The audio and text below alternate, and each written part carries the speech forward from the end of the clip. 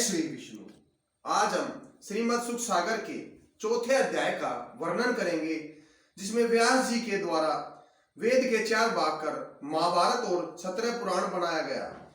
श्री सूत जी के मुख से प्रभु के अवतारों का संपूर्ण वर्णन सुनकर सनकादिक ऋषिवर बहुत प्रसन्न हुए और सूत जी से बोले, प्रभु हम आपसे श्रीमद् भागवत पुराण, जिसमें प्रभु श्री कृष्ण के समस्त चरित्रों का वर्णन किया गया है, वह हम आपसे सुनना चाहते हैं।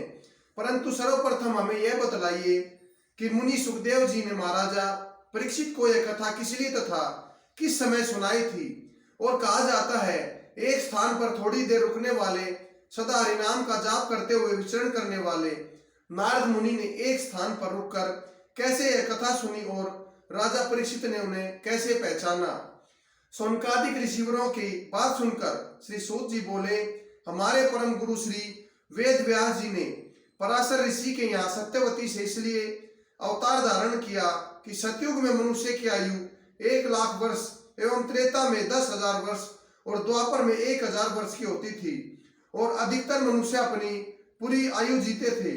परंतु इस कलयुग में मनुष्य की आयु मात्र 120 होगी, लेकिन इतनी आयु तक भी कोई विरला ही मनुष्य जीवित रहेगा, क्योंकि अत्यधिक पापों के कारण मनुष्य थोड़ी उम्र में ही मृत्यु को प्राप्त हो जाएंगे। और दूसरे युगों में मनुष्य की दीर्घायु का कारण यह था कि यज्ञ, तप, दान और शास्त्रों का भली भांति अध्ययन करना, और इसी कारण वे अपना जीवन सुधार कर लंबी आयु तक जीते रहते थे। लेकिन कलयुग में अल्प आयु होने से मनुष्य शास्त्रों का पूर्ण अध्ययन नहीं कर सकेगा एवं इस अल्प काल में अधर्म एवं लोभ, झूठ, पाखंड में पढ़कर सुख से वंचित होगा। सदैव स्त्री एवं पुत्रों के मोह में मगन रहकर कभी परलोक के विषय में नहीं सोचेगा। इसलिए इस कलयुग के प्राणियों को भवसागर से पार उतारने का कोई सरल उपाय बताना चाहिए। तो सर्वप्रथम उन्होंने ऋग, यजु, साम और अथर्व नाम करके वेद के 4 भाग किए। फिर ऋग्वेद पैलक नामक ऋषिवर को, सामवेद जैमिनी ऋषिवर को, यजुर्वेद वैश्यपाशन ऋषिवर को तथा अथर्व अंगिरा ऋषिवर को पढ़ाया। इतिहास पुराण नामक 5वां वेद मेरे पिताश्री लोहर्षण को पढ़ाया।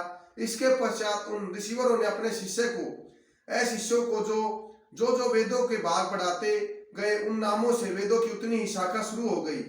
फिर महाभारत 1,00,000 श्लोकों में बनाया, जिसे पढ़ने एवं श्रवण करने से बहुत पुण्य की प्राप्ति होती है। इसके पश्चात विष्णु आदि 17 पुराण बनाए। किंतु हमारे गुरु श्री व्यास जी को जब इतने पर संतोष नहीं हुआ, तो एक दिन व्यास जी सरस्वती किनारे चुपचाप गुमसुम बैठे हुए कुछ सोच रहे थे। उसी क्षण वहां पर वीणा बजाते हुए, हरिनाम जपते हुए देवर्षि नारद जी आ गए।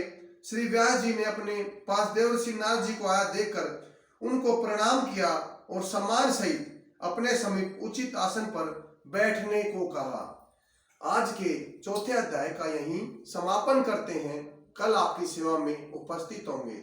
जय श्री विष्णु।